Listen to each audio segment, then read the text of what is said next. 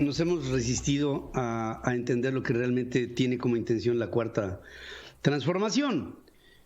Yo entiendo esta parte social del presidente López Obrador. Quiere atender primero a los pobres y pienso que para atender a los pobres, diría Abraham Lincoln, no puedes desatender a todo lo demás. Es decir, no por salvar a un pobre lo harás el momento en que ataques a un rico, al contrario. Tienes que promover la riqueza para que haya una mayor posibilidad de que los pobres tengan algo, bajo un principio: hacer que los ricos sean subsidiarios con los pobres. Porque hasta este momento el gran problema que ha tenido el sistema político mexicano y el sistema social de México ha sido que los ricos se han desentendido de la pobreza históricamente desde la conquista, desde la colonia, desde el virreinato, desde la independencia, desde la reforma, desde la revolución, desde el siglo XX, desde ahora. No ha habido un grado de relación o de corresponsabilidad entre unos y otros. No solamente a través de políticas fiscales, sino a través de políticas subsidiarias que a todos, con el paso del tiempo, nos hubieran educado en la idea de entender que la debilidad de un sector importante de mi población acabaría siendo la debilidad del país. Y por lo mismo, habría que empoderar a la población más desfavorecida con empleo, con educación, con salud, con empleo, con mérito, y dentro de esa meritocracia hacer y darle pauta para que la gente de menores ingresos tenga oportunidades. Porque el gran problema de las sociedades modernas no es cuando están en un estado de pobreza. El estado de pobreza no es una descripción de una condición permanente. Es el estado de una condición que puede cambiar con el tiempo si es que hay otras variables que se presentan en una ecuación que le dan a la pobreza la posibilidad de salir de ahí. Y de ahí vendría un estado solidario. Fíjense, qué diferente sería si en lugar de que el presidente hablara de primero los pobres, cuando lo único que está haciendo es hundiéndolos, por cierto, que hablara de primero la solidaridad entre los mexicanos, que hubiera ese sentido de hacer ver a todo el país que todos somos corresponsables de todos por todo, y que la debilidad de una zona de la sociedad puede ser factor que contamine al resto de la sociedad. Cuando hoy estamos viendo cifras alarmantes que nos hablan de, por ejemplo, en un año, el número de pobres que tienen un tipo de pobreza intolerable, o sea, una pobreza extrema, se duplicó. Del 2019 al 2020 se ha duplicado la pobreza extrema entre los mexicanos, que el desempleo es rampante y abierto, y que la mayoría de las familias de clase media han venido viendo cómo su ingreso se ha disminuido en porcentajes inaceptables, hasta del 60%. Lo que habla de un demérito, de un decrecimiento del estado de bienestar de la sociedad mexicana en su conjunto. Ahora, tenemos salidas. Bueno, por supuesto que siempre hay salidas. El asunto es que tiene que haber liderazgos para que se identifiquen.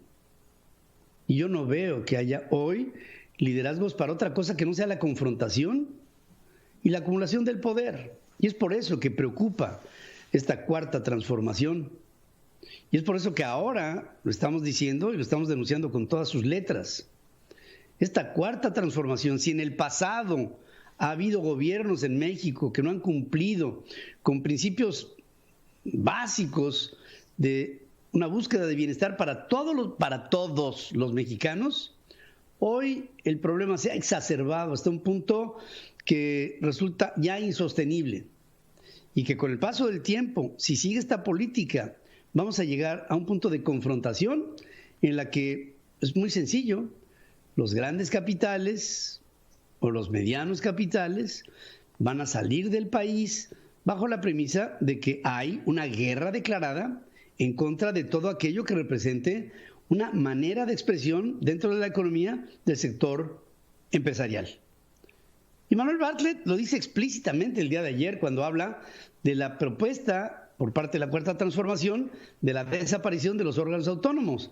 Y dice, pues ¿para qué está el Estado? O sea, si hay una Comisión Federal de Electricidad o una Secretaría de Energía, ¿para qué tener una Comisión Reguladora de Energía? Está suplantando las actividades del gobierno.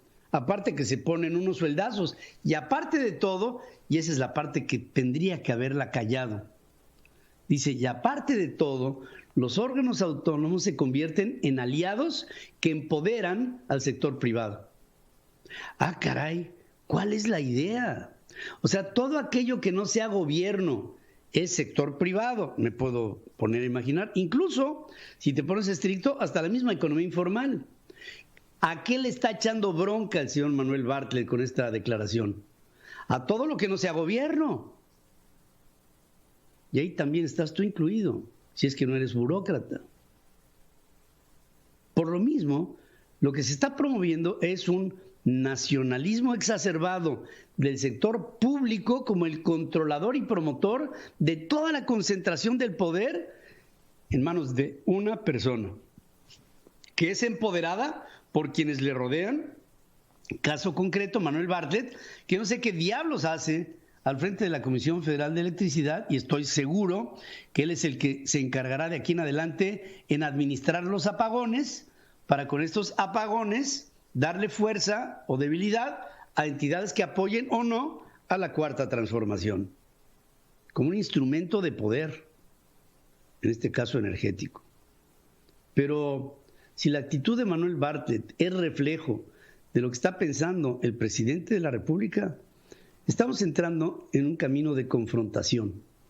Todos los días hay una sorpresa que recibe el sector privado. Cuando no son obstáculos a la producción, son obstáculos a la inversión. Cuando no son obstáculos a la operación, cuando no son obstáculos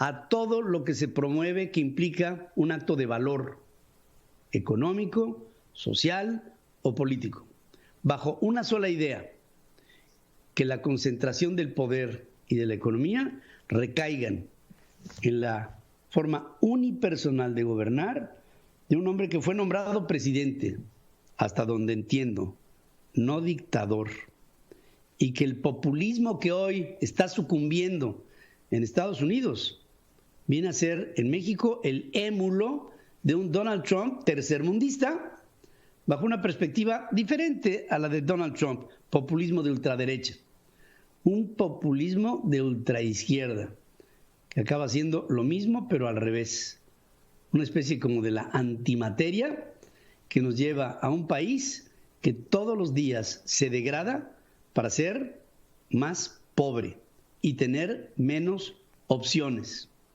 Ese es el México que denuncio ante ustedes y que les hago sentir que si tú y yo no hacemos algo para corregirlo, esto nos llevará a un México que tal vez mañana sea inalcanzable para ser rescatado.